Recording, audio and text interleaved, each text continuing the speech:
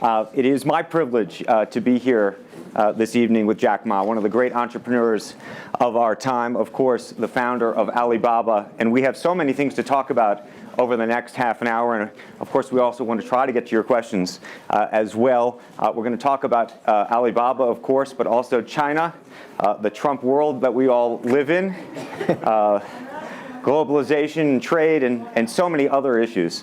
But first of all, thank you, for joining us. Yeah. Let me start with this, which is to say that you just spent some time inside Trump Tower and went to go visit with Donald, our president-elect in the United States. Tell us about that meeting. Well, it's a very productive meeting, much better than I thought, than I expected. What did you expect? Well, I heard a lot, and I watched, like everybody, I watched all the news and heard a lot about him. So when I go inside, I saw, anything that, but he's very sort of open-minded, listen what I talk. So I think I'm very happy about results. And finally, when he said, Jack, let me walk you down. So it seems he's very happy about the results we had. Can I ask, how does a meeting like that happen? Do you call him? Does he call you? Well, how does this take place? Well, that's the question I'm asking myself. Because someday I got some requests from people say, Jack, do you want a meeting the president-elect? I say, is that true or not? Because I'm not ready for that. Because I don't know what to talk about. And then a few days later, I got another request. I got several requests, and then I saw one email with a friend. And it's very sort of specific. I thought about it. I think, yes, maybe I should go and have a talk. And at least I think President-elect Donald Trump would be happy to hear what I want to talk about. So I went. And what did you tell him? Talk about the small business, talk about agricultural products, talk about the trade between China and the USA. We especially focus on telling about how can we bring the small business in America, sell them to China, to Asia, through our network, which can create a lot of jobs for them. And you committed to create what you say is going to be 1 million jobs in the United States over the next 5 years. Yeah. Now, that's not a million jobs that Alibaba itself, but you're not hiring 1 million people. No, we totally, Alibaba employee put together is like 45,000 people. We cannot hire 1 million. I cannot imagine I can manage 1 million people. Explain to us how you think about the U.S.-China relationship, given some of the comments that Donald Trump has made about China being a currency manipulator. Did that come up during your meeting? Well, I think first, in America, there's a freedom of speech, right? So he can say whatever he wants, and I respect, I understand. But of course, I have my views. We did not debate about the China-U.S. trade or manipulation. We did not debate. We did not talk. We agreed on something. Small business, developing the Midwest America, helping the farmers there, small business there, to exporting to China. So we all agreed. But something that we did not discuss about the American the job losing to China, Mexico, and this. Can I share with you my ideas? Please. Yeah. First, I think 30 years ago, when I just graduated from universities, I heard America had a wonderful strategy. They outsource the manufacturing job, service jobs. They outsource the manufacturer to Mexico and China, outsource the service job to India. There's a book called The World is Flat. Tom Friedman, colleague at the New York Times. And I think it's a perfect strategy. You know, that the Americans said, we just want to control the IP, we just want the technology, we just want the brand, and leave the lower-end jobs for the world. Great strategy. And second is that the American international companies made millions and millions of dollars from globalization. The top 100 companies in America. Amazing. I remember when I graduated from university, I tried to buy a beeper, the Motorola beeper. Cost me $250. My pay at that time is $10 a month as a teacher. And the cost of making that beeper is only $8 for a chip. Right. So past 30 years, IBM, Cisco, Microsoft, they made tons of money. The profit they made are much more than the 4 largest banks in China put together, the China Mobile Phone, China Unicom, and whatever you name it, put together. Still, these multinational companies made more money than. So their market cap grew more than 100 times in the past 30 years. But where'd the money go? This is what I'm curious, because as a business people, I always care about the balance sheet. Where's the money coming? Where'd the money go? Past 30 years, the American had 13 wars, spending $14.2 trillion. The money going there. What if they spend a part of that money on building up the infrastructure, helping the white collars and the blue collars? No matter how strategy good it is, you're supposed to spend money on your own people, right? Not everybody can pass Harvard. Like me, they're not good at education, right? We should spend money on those people who are not good at schooling. And the other money, which I'm curious about, is that when I was young, I heard America is about Ford and Boeing, those big manufacturing companies. The last 10, 20 years, I heard about is Silicon Valley and Wall Street. The money go to the Wall Street. And what happened? Year 2008. The financial crisis wiped out $19.2 trillion USA alone. They wiped out all the white collars and destroyed 34 million jobs globally. So what if the money is not Wall Street? What if the money spent on the Middle East, Middle West of the United States, developing the industry there? That could be changed a lot. So it's not the other countries steal jobs from you guys. It is your strategy. Okay, but you do not distribute the money and things in a proper way. This is what I.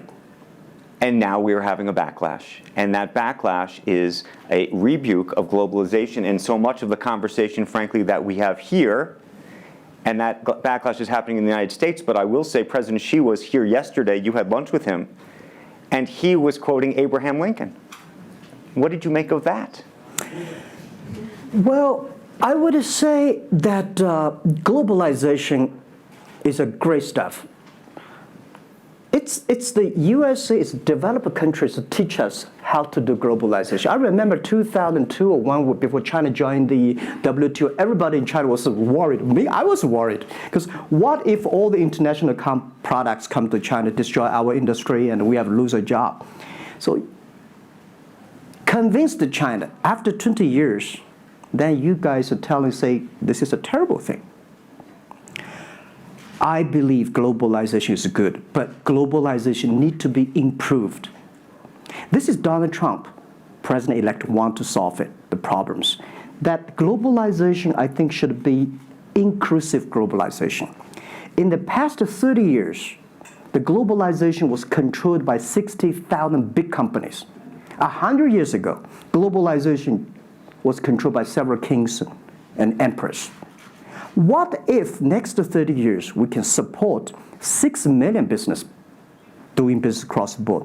What if in next 30 years we can help support 20 million small business can do business across the board? So this is something which I believe globalization should be inclusive.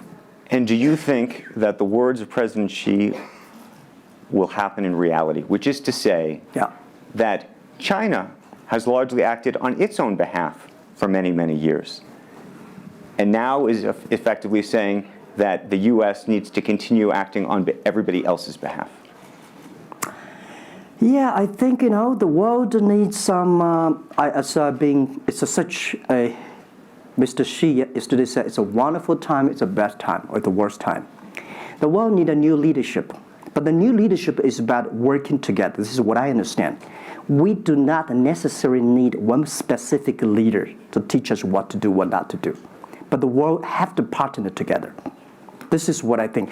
And I think as a Chinese, as a business people, I feel proud for what President Xi said yesterday. As a business person, I want the world to share the prosperity together, to join the force together. As a Chinese, I'm happy about what he committed. Yesterday he said, he speaks like us, takes the responsibility of the second largest economy. As the China's second largest economy, he has to take some responsibility. This is the first time I heard a Chinese leader make number commitment. He said, next 10 years, we are going to import $8 trillion US. This make me feel excited because China is transforming from exporting to importing. If there's a concrete number, if we can fulfill it, this is going to be huge change to the China and to the world. But don't you think that it's easier today for China to be interested in globalization because of the benefits that can accrue to China because you're continuing to develop than it is for countries that are, quote unquote, developed? Well, first, the WTO rule is not designed by China. It's not made by China. I will say there's something that I want to change. The WTO is designed, a lot of rules designed for big companies in the past 30 years, and only big companies can do it. And China definitely benefit a lot from opening. I think China should learn one thing, that we grow in the past 30 years, it's because we open to the world. If we continue to open to the world... Not fully. Okay. American business that wants to effectively go into business in China has a very difficult time, has to partner effectively with a company that's there already. This is why I said China has problems too. The world has problems. And China definitely has a lot of problems. China should open, should be more confidence. This is what I feel yesterday. I feel the confidence of Mr. Xi that he is ready to open more to the world. This is what I suggest, that we should solve the problem by business community, right, by negotiation. WTO, China joined WTO for like 20 years or 70 years. I don't know the number, but the past years, that I think we as a business, we as a country, we as the world, we have to review something. Right. But not because unbalanced things, we stop it. You've been calling for something called EWTP. Yeah. What is that?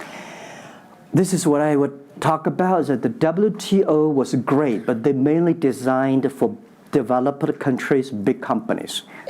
There's no opportunity for small business. We want to build up an EW, Electronic World Trade Platform, to support young people, small business, thanks through mobile phones, internet, they can sell and buy across the board. And the other thing is that WTO is a very interesting organization. When you put the Doha round, when you put 200 government officers in one room, ask them to agree on something, it's impossible. I can never imagine that they can agree on something together. Business should be designed by business people. So we believe EWTP should be something that the business people sit down together, agree on something, negotiate on something, and get endorsement from the government. I want to talk a little bit about Alibaba and the model itself, because I think for many in the West, if you will, they don't necessarily understand it. And to the extent that the extent that I could try to compare it to Amazon, which I know you think is an unfair comparison, one of the things that's so fascinating to me is that Amazon and Jeff Bezos have pursued what might be described as a very asset-heavy business model. They're buying airplanes. They want to own the entire supply chain from beginning to end. And Alibaba has effectively an asset-light business. It is very much, in terms of the retail piece of this, the opposite. You don't want to own the warehouses. You don't want to own the logistics companies. How do you think about that? Is Jeff Bezos right, or are you right? And is there going to be a meeting in the middle? I hope both are right. And because the world can never have one model. If the world has only one correct model, the world is too boring. Right? We need to have all kinds of models. And the people who do the model should believe in the model. And I believe what I do. Right? The difference between Amazon and us. Amazon is more like an empire. Everything they should control themselves, buy and sell. And our philosophy is that we want to be an ecosystem. Our philosophy is to empower others to sell, empower others to service, empower making sure the other people are more powerful than us, making sure with our technology, our innovation, our partners, our 10 million small business sellers, they can compete with Microsoft, IBM. Our philosophy is that we think using internet technology, we can make every company become Amazon. Remember one thing, today for our sales, our GMV last year is more than 550 billion US dollars. To hire people deliver for us, we need 5 million people. So how can we hire 5 million people deliver things for us to deliver the things we sold? The only way we do is empower the service company, logistics companies, making sure they are efficient, making sure that they make the money, and making sure that they can hire more people. But without owning the whole chain, can you do it as effectively? The idea that you're watching Amazon being able to deliver things now within hours, literally. We made 125 cities deliver within 1 day last year. Imagine, 10 years ago, deliver one thing from Beijing to Hangzhou takes about 8 days. Now you can deliver things from Beijing to Inner Mongolia, some city, within 12 hours. It's improving. You can never expect these things happen within 24 hours. We have patience. So I think, can you imagine that within the 11/11 Singles Day, we sold $17 billion, and by delivering more than 600 million packages within 3 days. This is happening, and this is what we feel proud of. It's not how much money we make. It's not how powerful we are. We think because of the technology, we can make the technology very inclusive, that every small companies can use it. This is my dream, because I started my first business in 1992 in China as a small business. In order to borrow money, 5,000 US dollars from bank, took me 3 months to acquire, still failed. So difficult to be a small business. Today, with the technology, we can empower them. This is something I want to do. One of the critiques, as you know, and it continues to linger around Alibaba, is the piracy issue. There's an IP issue, and it's an issue all over China, but you take the brunt of a lot of it. Yeah. How much progress have you made in your mind, and how do you think about some of the regulatory bodies in other countries, including the US, that continue to criticize Alibaba for these issues? First, when we start do this business, as a business like this size, you have to take all the criticism. You have to listen what is right, what is wrong. And second, as an e-commerce, when you put 10 million small business, empower them to sell. We do not like Amazon buy. We cannot check. Even when you buy $55 trillion or $550 billion, you cannot check every product. So the model itself and the e-commerce itself may have a lot of these flaws. And third, I would say in the past 17 years, we are the leader of this anti-privacy issues, the IP, protect the IP. But the second, we are internet companies. We do not have the law enforcement. We find this guy is selling cheap, fake products. We delete them. We cannot arrest them. But we made huge progress. Last year alone, we put 400 people into jails. We deleted 370 million fake products listing on our site. I would say we are the leaders, and we are using the big data to check who's buying, who's manufacturing, who's selling, what is the address. So now I'm happy about the whole world, especially China, all the government organization, start to realize the issues. So I would tell you, good thing is that today, when you go to those criminal group, which I call them criminals, those fake products, manufacturers, sellers. You've praised the quality, though, of some of these. I would talk about it later, right? Those criminals said they can go anywhere but not Taobao and Tmall, because using our data, we trace where they are, who they are, what's the address, what the amount. and we will deliver this to the police station and working with them to arrest them. The quality issues is something I want to share with the people. It's not about praising the fake products. I want to say that for so many years, those branded companies, you have to be very careful because the fake products, their quality improving is scary. That is the difference between us. Because when you find guys, the people said this is fake, and you have to find people. You have to find a third-party institution to check it is fake or not. We find sometimes the quality is better. And I tell you, another thing is even scary. There's one branded company. He said, we are selling fake products. We check everything. There's nothing wrong. So we say, what is wrong? So we buy the products from his flag shop and deliver to them. They say, it's a fake. You know what I'm saying? Yep. We buy things from the flag shop of this brand and deliver back. It's the fake products, they say. So it's a bit confusing. Right. This is fighting against the fake products is the war against the human greediness. It's not easy. You cannot finish it, but you have to continue to fight. And I want to say we put 2,000 people, 1 billion RMB every year fighting against that. It can never finish the war within 2 years. But I'm happy. Whether people criticize me, criticize us, the most important is that we are happy about the progress we made. Right. But if people praise me, so, when people say, Jack, you're wonderful, I know I'm not wonderful, right? Oh, Alibaba's great. We are not great. We are just a 17-year-old company. But when people say, you're doing nothing, no, we're doing a lot of things. But you don't have to argue. You don't have to debate. You do what you believe. One of the things you mentioned was using big data on the piracy side, but the other thing that you're using a lot of that big data to do is provide credit and effectively banking the unbanked.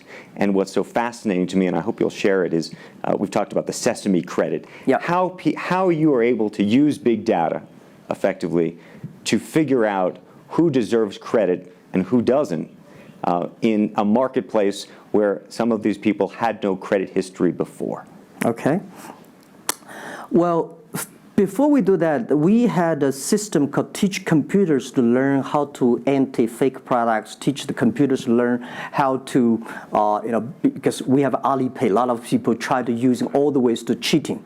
So we teach the computer how to do that, the cheating things. So we've been doing that for 10 years. Until now, there's called artificial intelligence, because we've been doing that.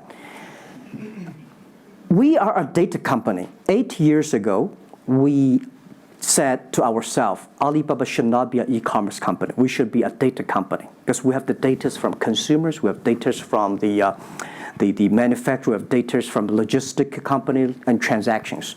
But we think how we can make a data really beneficiary to the society. What China need is we have a lot of great people. All the small business, they are very credible, but we don't have a credit system for that. So how can we using a credit rating system based on the data we have to giving everybody a Sesame rating system? That is so powerful in the past 4 years because every individual, every small business, if they have been using our services, we give them a rating system. So we're giving loans in the past 5 years. We're giving 5 million business loans. They only borrow $5,000. 3 minutes, we can decide whether we should give you money, how much you want to give. Within 1 second, the money will be in your account. And 0 people touch, so we call it 310. And even today, the Sesame rating system become people dating. The mother-in-law want to say, hey, you want to dating with my daughter? Show me your rating system of the Sesame card. So it's so funny. We go to people want to rent a car, people want to rent a bicycle. They will say, show me your Sesame cards. Good. Because if they do not pay back, if they do not fulfill, the rating system is going to low down and they can never rent a house. This is what we want to build up, the system.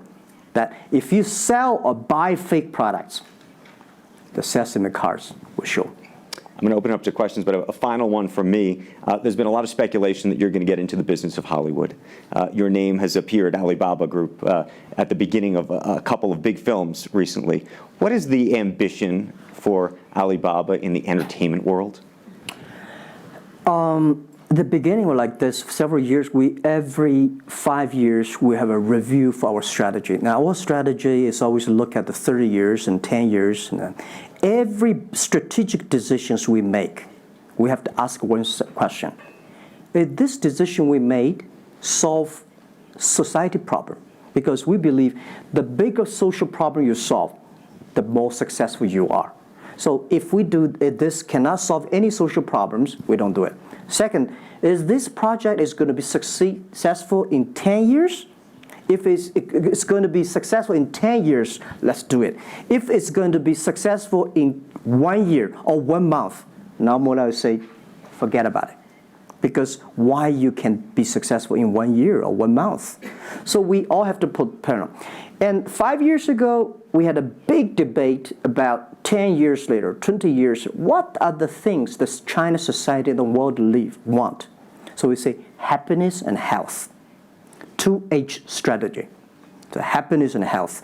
We believe Hollywood, the movie industry, bring people happy. Because today, nobody's happy. Rich people not happy, poor people not happy, At least when I watch a movie, I feel happy about it, right? So I think we should partner with the Hollywood, especially like a lot of, we have a different way of living. In China, the movie, we have a lot of heroes. But China movies, heroes always dead. The American movie hero never die. If all the heroes die, who want to be the hero? So my movie, I want to make the hero live. Right, so this is, I think we should learn a lot. And it's only about 2 years, so we have another 8 years to go. I want to make our company that it's not e-commerce. It's something that giving people inspirations. Giving people, because I learn a lot. For example, I always say that my favorite movie, Forrest Gump.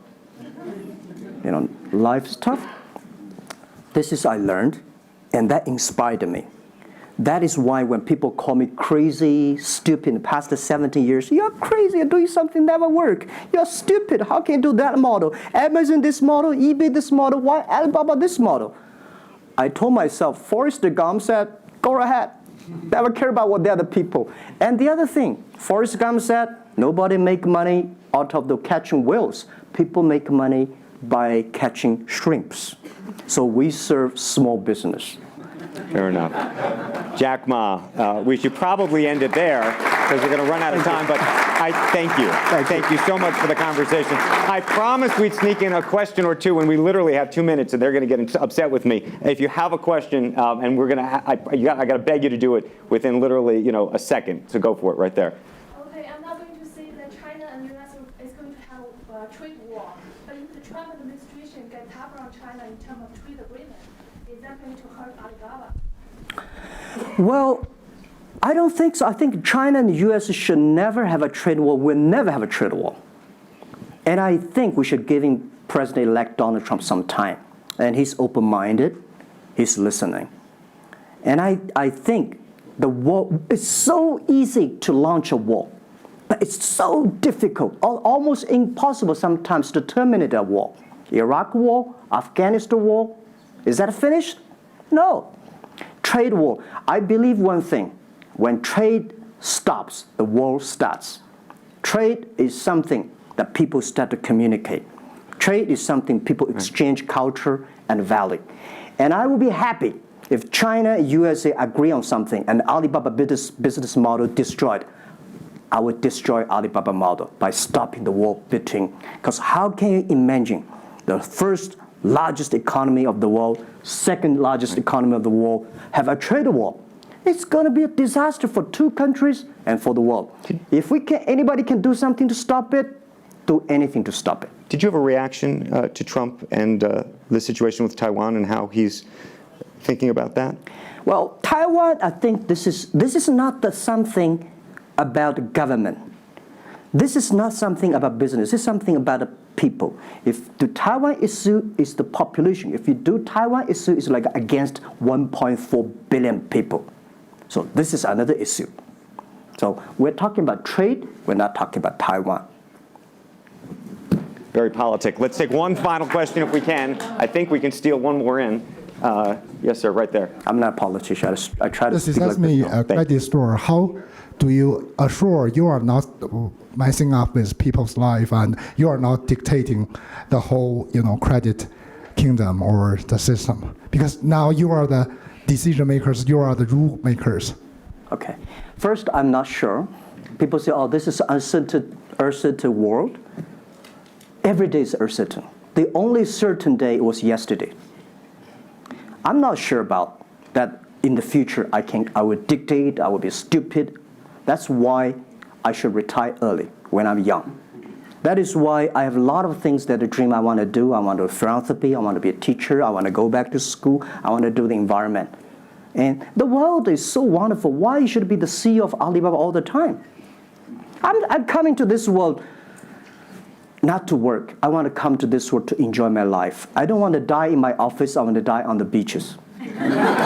It's a wonderful message. Jack Ma, thank you for the conversation. Well, can I say one last thing? Yes, please. I just want to give my last advice to any people here that every government should pay attention to in the next 30 years are critical for the world. Every revolution, technology revolution takes about 50 years. The first 20 years, technology company. Next 30 years, the implication of the technology. Focus on next 30 years. The first 20 years, eBay, Amazon, Facebook, Alibaba, Google. Good.